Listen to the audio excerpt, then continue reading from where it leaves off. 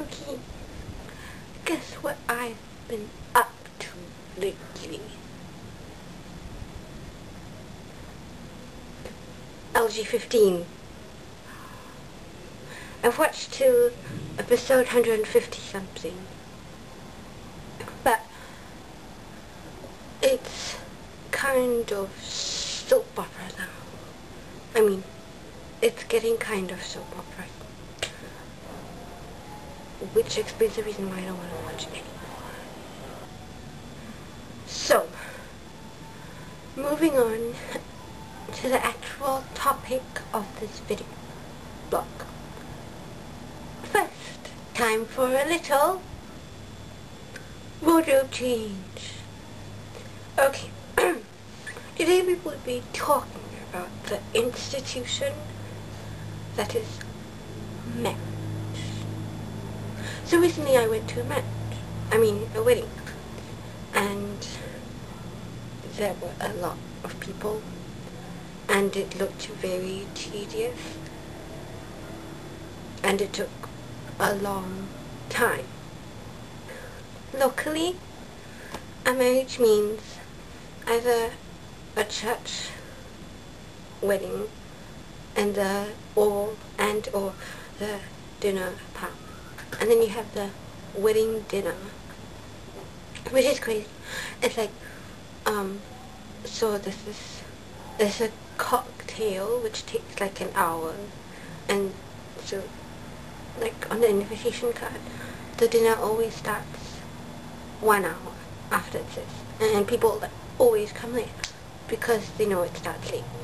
And so you have dinner, and dinner is 8 to 10 courses. This is a Chinese wedding. So first, before the first course, the bride and the groom, they walked up in the aisle and they present themselves, and sometimes make a speech, and then you have your first dish, and after a couple dishes, they have relatives who make their speech. A really cheesy video or PowerPoint video of the bride and bridegroom's wedding shoot. Like the bride and groom, they have a wardrobe change, so they change their clothes and they walk down again and they present themselves, and everyone looks and everyone stands up and claps and everything, and then and then they have this champagne pouring thing where there's a pyramid of glasses and you pour down champagne and you drink da-da-da-da-da, and everyone cheers, and maybe like 1 or 2 more speeches, right, from over-enthusiastic relatives, and then you have a couple more dishes, and then towards the end, the bride and the groom, they walk around each table and they have a professional photographer take pictures, and they have to do this for every table. And guess how many tables there were at the wedding? 30. So if you look at it, there are 10 people in every table. At 30 tables, there are 300 people. A traditional wedding is essentially when the two families get married. So forth, it's not just a marriage of two partners, but it's a marriage of the two families. And this can run into very many complications. Till death do us part. Like what if we don't get along? I am very personally afraid of this idea. You know what death to us part means? It means, let's say you get married at 30, let's say I die at 100, you have to make it like 70 whole years. I am very afraid of this prospect, and very doubtful of the lengths that people go to verify that the marriage is legitimate to their friends and family. The extent that they go through. I mean, it's a lot of money to book a large place and hall and then dinner and the flowers and the dress, and it's a big thing. And sometimes, what if it doesn't go through? Then, this whole structure, the whole thing, the events will all be kind of a waste, right? So some of my friends at my age are planning their weddings. They're planning like their life.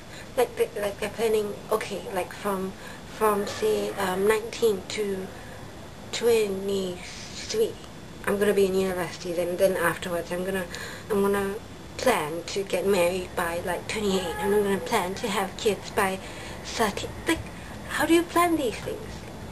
I don't even know whether I want to get married or not. It's a big thing, you know.